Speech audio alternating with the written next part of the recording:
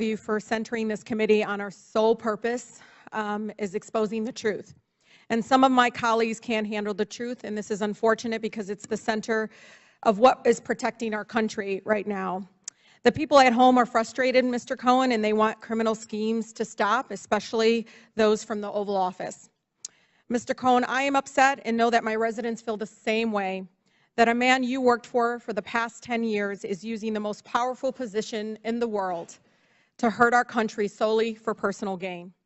We are upset that some of our colleagues here are so disconnected of what it means to have this President of the United States sending checks to cover bribe payments, not hush payments, bribe payments you made on his behalf.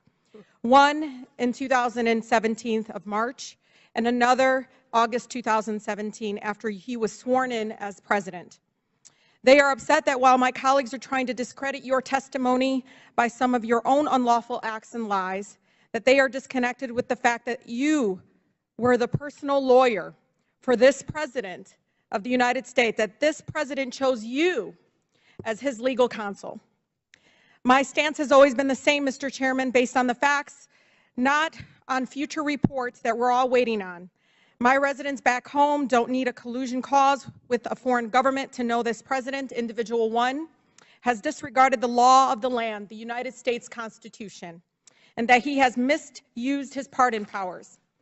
In the sentencing memo, Mr. Cohen, filed by the federal prosecutors in New York in December of last year, they stated, quote, in particular, and as Cohen himself has now admitted with respect to both payments, he acted in coordination with and at the direction of Individual 1. Mr. Cohen, as you know, President Donald J. Trump brand comes first, not the American people. Based on what you know now, based on what we know now, is that Individual 1 used his money, businesses, and platform to enrich himself, his brand, and then the process directed you, Mr. Cohen, to commit multiple felonies, and you covered it up, correct? That's correct. You called it protecting his brand, correct? And him as well. Mr. Cohen, with this, do you think the President of the United States is making decisions in the best interest of the American people? No, I don't. Especially those you said that he used horrible words about, like African Americans, Muslim Americans, and immigrants? Yes. Just to make a note, Mr. Chairman, just because someone has a person of color, a black person working for them, does not mean they aren't racist. And it is insensitive that some would even say it's the fact that someone would actually use a prop, a black woman, in this chamber, in this committee, is alone racist in itself. Donald Trump is setting a precedent. Mr. Chairman, I ask that her words be taken down. Donald Trump is setting a precedent. I reclaim my time. Mr. Chairman, Trump is setting a precedent. Mr. That Chairman, the highest office can be attained. Mr. Chairman, the rules are clear. Activity. Cover up and hold on to business assets to break campaign finance laws and constitutional clauses. What we have here, Mr. Chairman, is criminal conduct and the pursuit of the highest public office by Mr. Cohen and Individual 1. I hope that the gravity of this situation hits everyone in this body and in Congress and across this country. Thank you, Mr. Chairman. I yield the rest of my time. Mr. Chairman, I ask that her words, when she's referring to an individual member of this body, be taken down and stricken from the record. I'm sure she didn't intend to do this, but if anyone knows my record as it relates, it should be you, Mr. Chairman. Chairman, I would like to hold on. I want the words read back. No. We want to know exactly what she said about a colleague. Excuse me. Would you like to rephrase that statement, Ms. Tlaib? Thank you, Mr. Chairman. I can actually read it from here. Just to make a note, Mr. Chairman, that just because someone has a person of color, a black person working for them, does not mean they are racist.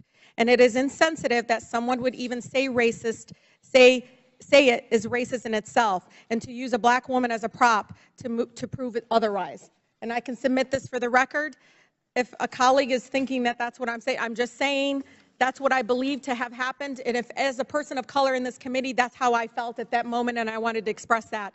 But I am not calling the gentleman, Mr. Meadows a racist for doing so. I'm saying that in itself, it is a racist act. Well, I hope not, Mr. Chairman, because I need to be clear on this Well, particular. Mr. Chairman, Mr. Meadows, wait a minute. I've defended you Mr. Meadows, with false accusations. Mr. Meadows, I'm the chair. Yes, sir, you are. Thank you. I will clear this up. Now, Ms. Tlaib, I want to make sure I understand. You were not intending to call Mr. Meadows a racist, is that right? No, Mr. Chairman, I do not call Mr. Meadows a racist. No, I am trying, wait a minute, hold as on. a person of color, Mr. Chairman, just to express myself and how I felt at that moment. And so, just for the record, that's what was my intention. All right. All right. Mr. Meadows. Mr. Chairman, there's nothing more personal to me than my relationship. My nieces and nephews are people of color. Not many people know that. You know that, Mr. Chairman. And to indicate that I asked someone who is a personal friend of the Trump family, who has worked for him, who knows this particular individual, that she's coming in to be a prop, it's racist to suggest that I asked her to come in here for that reason. Mr. President, the President's own person, she's a family member. She loves this family. She came in because she felt like the President of the United States was getting falsely accused. And Mr. Chairman, you and I have a personal relationship that's not based on color. And to even go down this direction is wrong, Mr. Chairman. First of all, I want to thank the gentleman for what you have stated.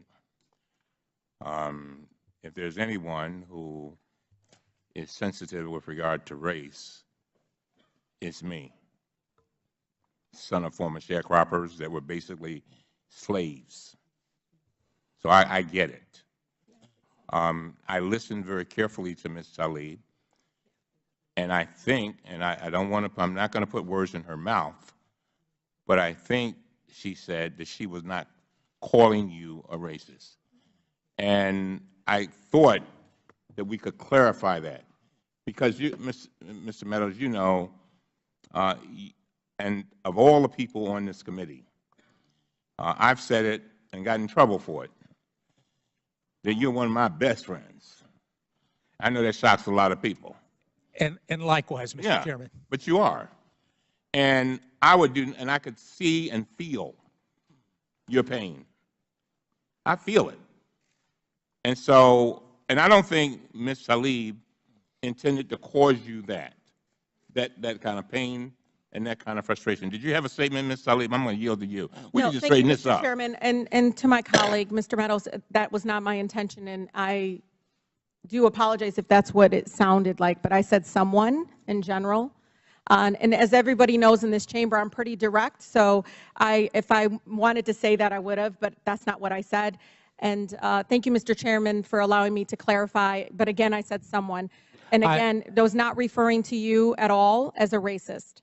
Well, I thank the gentlewoman for her comments. I thank the chairman for working to clarify this, and I appreciate the chairman's intervening.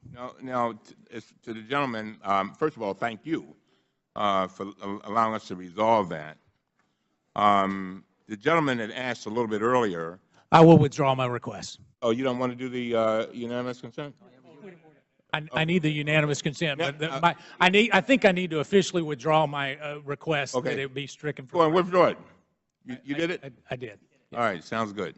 Now, I will recognize you for your unanimous consent. I think you want to put in the record some documents. Yeah, thank you, Mr. Chairman. I ask unanimous consent that we put forth in the record the Vanity Fair article, which indicates that Michael Cohen must be the most gifted consultant in America, outlining his insights into government, healthcare, and policy and real estate, suggesting that it's not a real company, but and just like he's not a lawyer. Without objection, so